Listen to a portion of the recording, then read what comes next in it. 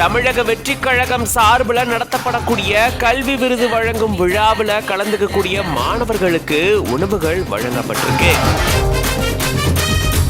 பைகள்ல அவங்களுக்கு தேவையான ஸ்நாக்ஸ் எல்லாத்தையுமே அங்க வந்திருந்த மாணவர்களுக்கு கொடுத்திருக்காங்க.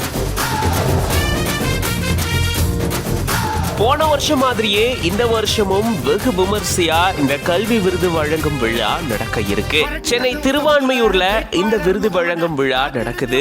இதுக்காக காலை 6:30 மணிக்கே நடிகர் விஜய் அவர்கள் அந்த இடத்துக்கு போயிட்டதா தகவல் வெளியாகி இருக்கு. போக்குவரத்து நெரிசலை தவிர்க்கிறதுக்காகவும் விழாவை விரைந்து முடிக்கிறதுக்காகவும் இவரு ரொம்ப சீக்கிரமாகவே நிகழ்வு நடக்கும் இடத்துக்கு போனதா சொல்லப்படுது. போன வருஷம் ஒவ்வொரு தொகுதி வாரியா 10 மற்றும் 12ஆம் வகுப்புல முதல் 3 மதிப்பெண்கள் எடுத்த மாணவர்களுக்கு பரிசுகளை வழங்கியிருந்தாங்க. கிட்டத்தட்ட 1500க்கும் மேற்பட்ட மாணவர்களுக்கு 12 மணி நேரத்துக்கு மேல மேடையில நின்று தளபதி விஜய் அவர்கள் பரிசுகளை வழங்கியிருந்தாரு. அதே போலதான் இந்த தடவையும் நடக்க இருக்கிறதா சொல்லப்படுது. முதல் கட்டமா 21 மாவட்ட மாணவர்களுக்கு விருது வழங்கும் விழா நடக்கிறதா சொல்லப்பட்டிருக்கு.